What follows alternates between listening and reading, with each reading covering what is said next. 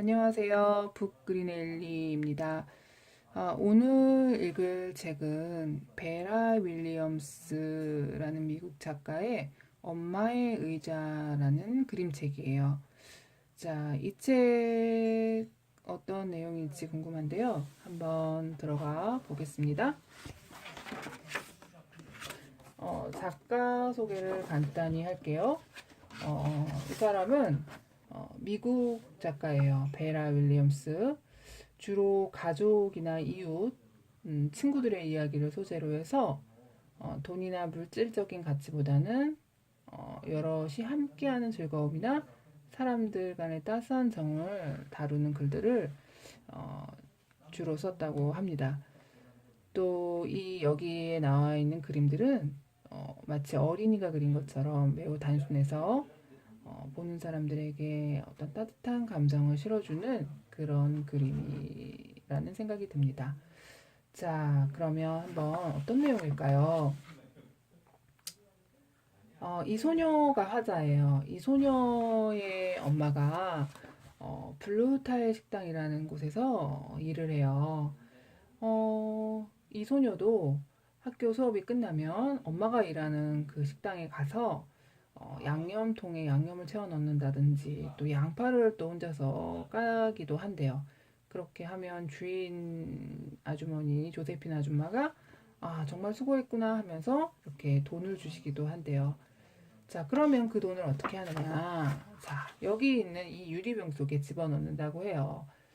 굉장히 큰 유리병인데 어, 엄마도 이제 팁을 받거나 그러면 저녁 때 오셔서 이 동전을 딸에게 주면 이제 딸이 이 동전을 엄마가 받아온 팁을 이제 이 유리병 속에 집어넣는다고 해요. 자, 그리고 할머니도 계신데 할머니도 여러 가지 식재료를 사시다가 이제 좀 싼 걸 사시면 돈이 남잖아요. 그러면 그 돈을, 그 동전을 또 이 유리병 속에 또 집어넣는다고 해요. 자, 이 가족 세 명이 이렇게 유리병 속에 동전을 모으고 있네요. 자, 그럼 왜 이 동전을 모으느냐? 의자를 사러 갈 거라고 해요. 아름답고 푹신하고 아늑한 안락 의자를 살 건데, 벨벳 바탕에 장미꽃 무늬가 가득한 의자를 사려고 한다고 해요. 왜 그러냐면 마지막 문장에 옛날에 쓰던 의자들이 모두 불에 타버렸거든요. 전에 살던 집에 큰 불이 나서 죄다 타버렸어요. 바로 작년에 있었던 일이에요. 이렇게 얘기를 하네요. 자, 어떤 일이 있었는지 한번 들여다보면, 자, 1년 전에 엄마랑 나랑 집에 돌아오던 길에 그날도 뭐 샌들을 샀다고 해요. 그리고 화단에 있는 어, 튤립도 구경하면서 이렇게 즐겁게 엄마랑 집으로 돌아가고 있었는데 우리 집 앞에 커다란 소방차 2대가 서 있고 뭐 막 불이 난 거예요. 이 소년의 집에 불이 막 난 거예요. 그래갖고 엄마하고 여기 이 소녀가 내가 막 뛰어가죠. 할머니는 괜찮냐고 막 할머니가 지금 어떻게 되는지 모르잖아요. 근데 다행히 할머니는 무사했어요. 그래서 가족들은 뭐 별일 없었지만 어쨌든 집은 다 이렇게 다 타버리고 말았어요.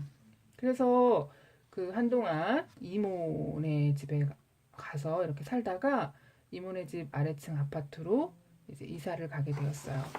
그래서 그날 이사하는 날 이웃 사람들이 여러 가지 물건들을 가지고 와서 먹을 것을 비롯해서 여러 가지 도구들을 가지고 와서 이 가족들을 축하해 주었다고 해요. 그리고 위로해 주었다고 해요. 그래서 할머니가 이렇게 인사를 했대요. 모두들 어쩜 이렇게 인정이 많으신지 정말 뭐라고 감사의 말씀 드려야 좋을지 모르겠어요. 다행히 이 애들은 아직 젊으니까 다시 시작할 수 있을 거예요. 사람들은 모두 짝짝짝 박수를 쳤다고 해요. 자, 이렇게 동네 사람들이 어려움에 처한 우리 가족들에게 큰 힘이 되었던 거예요. 자, 이제 그렇게 해서 1년 동안 하지만 이제 그 물건 중에는 이제 쇼파가 없었던 거예요, 의자가. 그래서 이제 그 의자를 사기 위해서 이렇게 병에다가 동전을 모으기 시작한 거예요. 자, 이제 굉장히 무거워졌어요. 어느 정도 돈을 모은 걸까요? 은행에 가서 이 동전들을 모두 싸서 종이에 싸서 은행에 가서 10달러짜리 지폐로 바꿨다고 해요. 자, 그리고 이제 이 돈을 가지고 이제 쇼파를 사러 갔어요. 여러 가지 쇼파가 있었는데 어, 정말 마음에 드는 쇼파가 자, 여기 하나 딱 있죠. 그래서 돈을 지불하고 이모와 이모부의 트럭을 타고 이제 집으로 돌아오게 되죠. 자, 한번 이 소녀가 이 소파에 한번 앉아보기도 했어요. 이제 멈췄을 때요. 차가 이제 집에 돌아왔을 때. 자, 우리 가족들은 이제 이 의자를 하얀 바탕에 빨간 무늬가 있는 커튼이 드리워진 창문 바로 옆에 아주 색깔도 잘 맞죠? 이렇게 놓았어요. 그리고는 이제 낮에는 할머니가 이 안락 의자에 앉아 지나가는 사람들과 이야기를 나누십니다. 저녁에는 엄마가 식당 일을 마치고 돌아와 여기에 앉아 텔레비전 뉴스를 보십니다. 저녁을 먹은 다음엔 내가 엄마랑 같이 이 의자에 앉습니다. 내가 엄마의 무릎에 안겨 잠이 들면 엄마는 나를 안은 채 팔을 뻗어 불을 끌 수도 있답니다. 자, 이렇게 가족이 모두 소파에 앉아 커다란 소파네요. 그죠? 엄마는 식당에서 일을 하기 때문에 사실 발이 무척 아플 거예요. 그리고 할머니도 연세가 있으셔서 굉장히 편안한 소파가 필요했을 거예요. 낮에도. 그래서 나는 이 소녀는 할머니와 엄마를 위해서 정말 소파를 간절히 원했어요. 정말 예쁜 마음이라고 생각이 들어요.